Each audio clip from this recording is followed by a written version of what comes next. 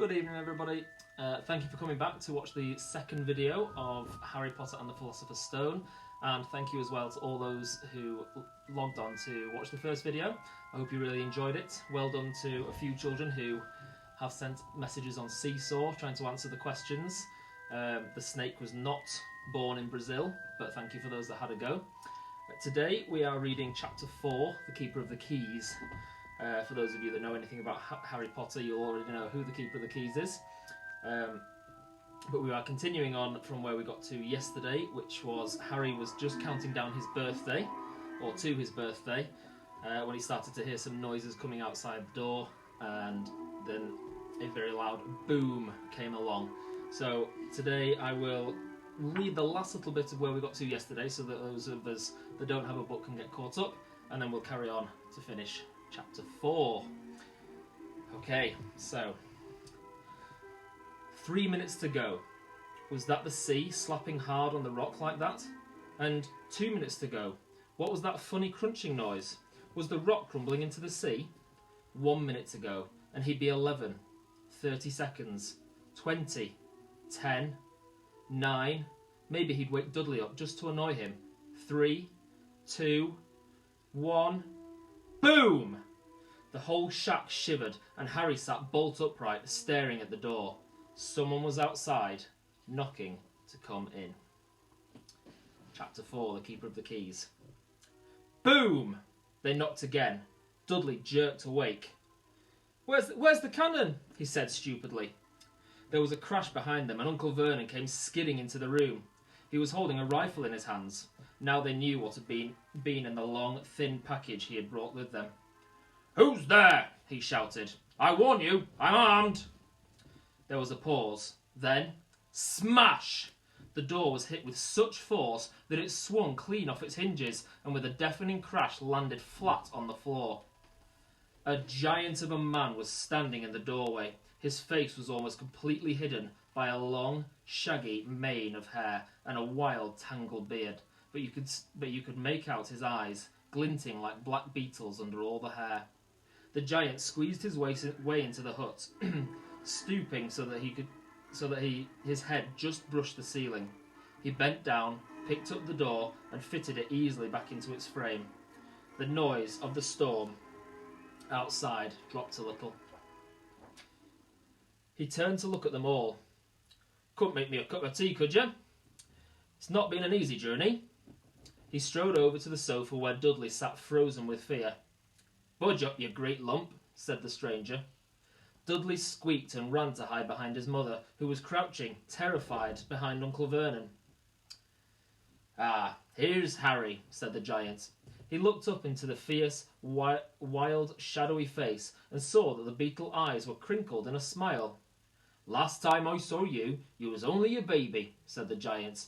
"You look a lot like your dad, but you've got your mum's eyes." Uncle Vernon made a funny rasping noise.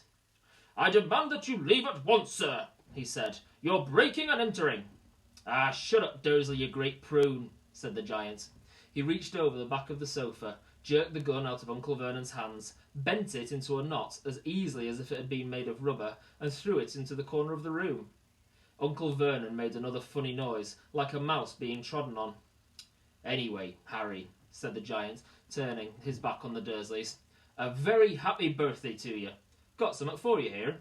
I might have sat on it at some point, but it'll taste all right." From an inside pocket of his black overcoat, he pulled a slightly squashed box. Harry opened it with trembling fingers.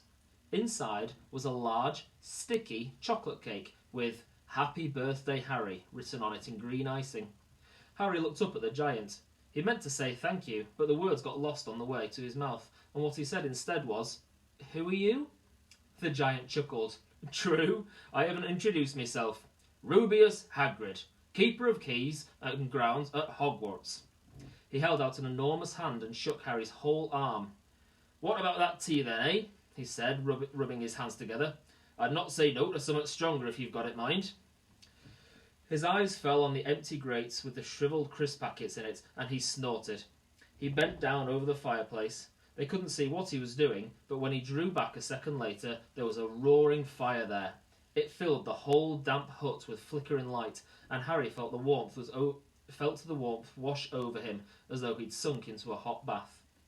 The giant sat back down on the sofa, which sagged under his weight, and began taking all sorts of things out of the pockets of his coat.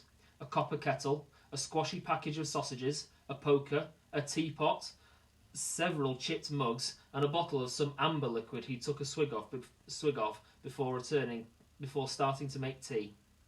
Soon the hut was full of the sound and smell of sizzling sausages. Nobody said a thing while the giant was working, but as he slid the first 6 fat, juicy, slightly burnt sausages from the poker, Dudley fidgeted a little. Uncle Vernon said sharply, "Don't touch anything he gives you, Dudley." The giant chuckled darkly. "You Greek pudding of a son don't need fattening any more, Dursley. Don't worry." He passed the sausages to Harry. He was so hungry he had never tasted anything so wonderful, but he still couldn't take his eyes off the giant. Finally, as nobody seemed about to explain anything, he said, "I'm sorry, but I still don't really know who you are." The giant took a gulp of tea and wiped his mouth with the back of his hand. "Call me Hagrid," he said. "Everyone does. Like I told you, I'm a keeper of keys at Hogwarts. You'll know all about Hogwarts, of course." No," said Harry. Hagrid looked shocked. "Sorry," Harry said quickly. "Sorry?" barked Hagrid, turning to stare at the Dursleys, who shrank back into the shadows. "It's them as should be sorry. I knew you weren't getting your letters. But I never thought you wouldn't even know about Hogwarts, for crying out loud. Did you never wonder where your parents learnt it all?" "All what?" asked Harry. "All what?" Hagrid thundered. "Now wait just 1 second." He had leapt to his feet. In his anger he seemed to fill the whole hut. The Dursleys were cowering against the wall. "Do you mean to tell me," he growled at the Dursleys, "that this boy knows nothing about anything?" Harry thought this was going a bit far. He had been to school after all, and his marks weren't bad. "I know some things," he said. "I can, do maths and stuff." But Hagrid simply waved his hand and said, "About our world, I mean. Your world, my world, your parents' world." "What world?" Hagrid looked as if he was about to explode. "Dursley!" he boomed. Uncle Vernon, who had gone very pale, whispered something that sounded like Mimble Wimble. Hagrid stared wildly at Harry. "But you must know about your mum and dad," he said. "I mean, they're famous. You're famous." "What? My mum and dad weren't famous, were they?" "You don't know. You don't know." Hagrid ran his fingers through his hair, fixing Harry with a bewildered stare. "You don't know what you are?" he said finally. Uncle Vernon suddenly found his voice. "Stop!" he commanded. "Stop right there, sir. I forbid you to tell the boy anything." A braver man than Vernon Dursley would have quailed under the furious look Hagrid now gave him. When Hagrid spoke, his every syllable trembled with rage. "You never told him what was in the letter Dumbledore left for him? I was there. I saw Dumbledore leave it. Dursley, and you've kept it from me all these years." "Kept what from me?" said Harry eagerly. "Stop! I forbid you!" yelled Uncle Vernon in panic. Aunt Petunia gave a gasp of horror. Go boil your heads, both of you," said Hagrid. "Harry, you're a wizard." There was silence inside the hut. Only the sea and the whistling wind could be heard. "I'm a what?" gasped Harry. A wizard, of course," said Hagrid, sitting back down on the sofa, which groaned and sank even lower. "And a thumping good un, I'd say, once you've been trained up a bit. With a mum and dad like yours, what else would you be? And I reckon it's about time you read your letter." Harry stretched out his hand at last to take the yellowish envelope addressed in emerald green to Mr. H. Potter, the hut on the rock, the sea. He pulled out the letter and read, "Hogwarts School of Witchcraft and Wizardry. Headmaster, Albus Dumbledore, Order of Merlin, First Class, Grand Sorcerer, Chief Warlock, Supreme Mugwump, International Confederation of Wizards. Dear Mr. Potter, We are pleased to inform you that you have a place at Hogwarts School of Witchcraft and Wizardry. Please find enclosed a list of all necessary books and equipment. Term begins on the 1st of September. We await your owl by no later than the 31st of July. Yours sincerely, Minerva McGonagall, Deputy Headmistress. Questions exploded inside Harry's head like fireworks, and he couldn't decide which one to ask first. After a few minutes, he stammered, "What does it mean? They await my owl." "Galloping gargoyles, that reminds me," said Hagrid, clapping a hand to his forehead with enough force to knock over a cart horse. And from yet another pocket inside his overcoat he pulled an owl.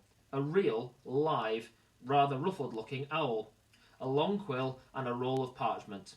With his tongue between his teeth, he scribbled a note which Harry could read upside down.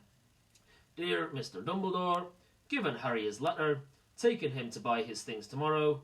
Weather's horrible, hope you're well. Hagrid." Hagrid rolled up the note, gave it to the owl, which clamped it in its beak, went to the door, and threw the owl out into the storm. Then he came back and sat down as though this was as normal as talking on the telephone. Harry realised his mouth was open and closed it quickly. "Where was I?" said Hagrid. But at that moment Uncle Vernon, still ashen-faced but looking very angry, moved into the firelight. "He's not going," he said. Hagrid grunted. "I like to see a great muggle like you stop him," he said. "A what?" said Harry, interested. "A muggle," said Harry. "It's what we call non-magic folk like them, and it's your bad luck you grew up in a family of the biggest muggles I ever laid eyes on." "We swore when we took it in we'd put a stop to that rubbish," said Uncle Vernon. "Swore we'd stamp it out of him. Wizard indeed." "You knew?" said Harry. "You knew I'm a wizard?" "Knew?" shrieked Aunt Petunia suddenly. "Knew? Of course we knew. How could you not be? My dratted sister being what she was. Oh, she got her letter just like that, and disappeared off to that school and came back home every holiday with her pockets full of frog spawn, turning teacups into rats. I was the one who saw her for what she was, a freak. But my mother and father, oh no, it was Lily this and Lily that. They were proud of having a witch in the family." She stopped to draw breath, and then went ranting on. It seemed she had been wanting to say this all for years. "Then she met that Potter at school, and they left and got married, and had you. And of course I knew you'd be just the same, just as strange, just as abnormal. And then, if you please, she went and got herself blown up, and we got landed with you." Harry had gone very white. As soon as he found his voice, he said, "Blown up? You told me they died in a car crash." "Car crash!" roared Hagrid, jumping up so angrily that the Dursleys scuttled back into their corner. "How could a car crash kill Lily and James Potter? It's an outrage! A scandal! Harry Potter not knowing his own story when every kid in our world knows his name." "But why? What happened?" Harry asked urgently. The anger faded from Hagrid's face. He looked suddenly anxious. "I never expected this," he said, in a low, worried voice. "I had no idea when Dumbledore told me there might be trouble getting hold of you. But how much you didn't know. Ah, Harry, I don't know if I'm the right person to tell you. But someone's got to. Yeah, can't go off to Hogwarts not knowing." He threw a dirty look at the Dursleys. "Well, it's best you know as much as I can tell you. Mind, I can't tell you everything. It's a great mystery, parts of it." He sat down, stared into the fire for a few seconds, and then said, "It begins, I suppose, with a person called... But it's incredible you don't know his name. Everyone in our world knows. Who?" "Well, I don't like saying the name if I can help it. No one does." "Why not?" "Gulping gargoyles, Harry. People are still scared. Blimey, this is difficult. See, there was this wizard who went bad. As bad as you could go. Worse. Worse than worse. His name was..." Hagrid gulped, but no words came out. "Could you write it down?" Harry suggested. "Nah, can't spell it." "All right. Voldemort." Hagrid shuddered. Don't make me say it again. Anyway, this wizard, about 20 years ago now, started looking for followers. Got 'em too. Some were afraid, some just wanted a bit of his power, because he was getting himself power all right. Dark days, Harry. Didn't know who to trust, didn't dare get friendly with strange wizards or witches. Terrible things happened. He was taken over. Of course, some stood up to him, and he killed them. Horribly. One of the only safe places left was Hogwarts. Reckon Dumbledore's the only one you-know-who was afraid of. Didn't dare try taking the school, not just then anyway. Now, your mum and dad were as good a witch and wizard as I ever knew. Head boy and girl at Hogwarts in their day. Suppose the mystery is why you-know-who never tried to get him on his side before. Probably knew they were too close to Dumbledore to want anything to do with the dark side. Maybe he thought he could persuade him. Maybe he just wanted him out of the way. All anyone knows is he turned up in the village where you were all living on Halloween 10 years ago. You was just a year old. He came to your house and... Hagrid suddenly pulled out a very dirty, spotted handkerchief and blew his nose with a sound like a foghorn. Sorry, he said, but it's that sad. Knew your mum and dad, and nicer people you couldn't find. Anyway, you know who killed him, and then, and this was a real mystery of the thing. He tried to kill you too. Wanted to make a clean job of it, I suppose. Or maybe he just liked killing by then. But he couldn't do it. Never wondered how you got that mark on your forehead. That was no ordinary cut. That's what you get when a powerful, evil curse touches you. Took care of your mum and dad, and your house, even, but it didn't work on you. And that's why you're famous, Harry. No one ever lived after he decided to kill him. No one except you. And he'd killed some of the best witches and wizards of the age. The McKinnons, the Bones, the Pruitts, and you's only a baby. And you lived. Something very painful was going on in Harry's mind. As Hagrid's story came to a close, he saw again the blinding flash of green light, more clearly than he'd ever remembered it before. And he remembered something else, for the first time in his life, a high, cold, cruel laugh. Hagrid was watching him sadly. Took you from the ruined house myself, on Dumbledore's orders. Brought you to this lot. Load of old tosh, said Uncle Vernon. Harry jumped. He'd almost forgotten that the Dursleys were there. Uncle Vernon certainly seemed to have got back his courage. He was glaring at Hagrid, and his fists were clenched. Now you listen here, boy, he snarled. I accept there's something strange about you. Probably nothing a good beating wouldn't have cured. And as for all this about your parents, well, they were weirdos, no denying it. And the world's better off without them, in my opinion. As for all they got, getting mixed up with these wizard types. Just what I expected. Always knew they'd come to a sticky end. But at that moment, Hagrid leapt from the sofa and drew a battered pink umbrella from inside his coat. Pointed this at Uncle Vernon like a sword. He said, I'm warning you, Dursley. I'm warning you. One more word. In danger of being speared on the end of an umbrella by a large, bearded giant, Uncle Vernon's courage failed again. He flattened himself against the wall and fell silent. That's better, said Hagrid, breathing heavily and sitting back down on the sofa, which this time sagged right down to the floor. Harry, meanwhile, still had questions to ask. Hundreds of them. But what happened to you-know-who? Good question, Harry. Disappeared. Vanished. Same night he tried to kill you. Makes you even more famous. That's the biggest mystery, see? He was getting more and more powerful. Why'd he go? Some say he died. Cardswallop, in my opinion. Don't know if he had enough human left in him to die. Some say he's out there, biding his time like. But I don't believe it. People who was on his side came back to ours. Some of them came out of kind of trances. Don't reckon they could have done if he was coming back. Most of us reckon he's still out there somewhere, but lost his powers. Too weak to carry on. 'Cause something about you finished him, Harry. There was something going on that night he hadn't counted on. I don't know what it was. No one does. But something about you stumped him all right. Hagrid looked at Harry with warmth and respect blazing in his eyes. But Harry, instead of feeling pleased and proud, felt quite sure there had been a horrible mistake.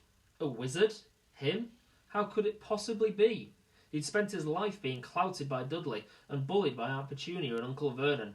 If he was really a wizard, why hadn't they been turned into warty toads every time they tried to lock him in the cupboard? If he'd once defeated the greatest sorcerer in the world, how came Dudley had always been able to kick him round like a football? Hagrid, he said quietly, I think you must have made a mistake. I don't think I can be a wizard. To his surprise, Hagrid chuckled. Not a wizard, eh? Never made things happen when you were scared or angry? Harry looked into the fire. Now he came to think about it. Every odd thing that had ever made his aunt and uncle furious with him had happened when he, Harry, had been upset or angry. Chased by Dudley's gang, he'd somehow found himself out of their reach. Dreading to go to school with that ridiculous haircut, he'd managed to make it grow back. And the very last time Dudley had hit him, hadn't he got his revenge without even realising he was doing it? Hadn't he set a boa constrictor on him? Harry looked back at Hagrid, smiling, and saw that Hagrid was positively beaming at him. See, said Hagrid. Harry Potter, not a wizard. You wait. You'll be right famous at Hogwarts. But Uncle Vernon wasn't going to give up without a fight. Haven't I told you he's not going? He hissed. He's going to Stonewall High, and he'll be grateful for it. I've read those letters, and he needs all sorts of rubbish, spell books and wands, and if he wants to go, a great muggle like you won't stop him, growled Hagrid. Stop Lily and James Potter's son going to Hogwarts? You're mad. His name's been down ever since he was born. He's off to the finest school of witchcraft and wizardry in the world. 7 years there, and he won't know himself. He'll be with youngsters of his own sort for a change, and he'll be under the greatest headmaster Hogwarts has ever had. Albus Dumbledore. I am not paying for some crackpot old fool to teach him magic tricks, yelled Uncle Vernon. But he had finally gone too far. Hagrid seized his umbrella and whirled it over his head. Never, he thundered, insult Albus Dumbledore in front of me! He brought the umbrella swishing down through the air to point at Dudley. There was a flash of violet light, a sound like a firecracker, a sharp squeal, and next second Dudley was dancing on the spot with his hands clapped over his fat bottom, bawling in pain. When he turned his back on them, Harry saw a curly pig's tail poking through a hole in his trousers. Uncle Vernon roared, pulling Aunt Petunia and Dudley into the other room. He cast one last terrified look at Hagrid and slammed the door behind him. Hagrid looked down at his umbrella and stroked his beard. Shouldn't have lost me temper, he said ruefully. But it didn't work anyway. Meant to turn him into a pig. But I suppose it was so much like a pig anyway, there wasn't much left to do. He cast a sideways look at Harry under his bushy eyebrows. Be grateful if you didn't mention that to anyone at Hogwarts, he said. I'm, not supposed to do magic, strictly speaking. I was allowed to do a bit to follow you and get your letters here and stuff. One of the reasons I was so keen to take on the job. Why aren't you supposed to do magic? Asked Harry. I was at Hogwarts myself, but I got expelled, to tell you the truth, in my 3rd year. They snapped me wand in half and everything, but Dumbledore let me stay on as gamekeeper. Great man, Dumbledore. Why were you expelled? It's getting late, and we've got lots to do tomorrow, said Hagrid loudly. Got to get up to town and get all your books and that. He took off his thick black coat and threw it to Harry. You can keep under that, he said. Don't mind if it wriggles a bit. I think I still got a couple of dormice in one of the pockets. And that is the end of chapter 4. Thank you very much for listening. Your questions for today's reading. Question number 1. What did Hagrid give Dudley with his spell? Question number 2. Let me think. Trying to make them a bit tougher for you. What was in the package that Uncle Vernon had brought to the shack? And question number 3. What did Hagrid pull out of his coat to send a letter to Albus Dumbledore with? Okay, thank you very much for listening. I will hopefully have another one ready for you tomorrow, and you can listen to that and share with friends and family, or follow along in your books. See you soon.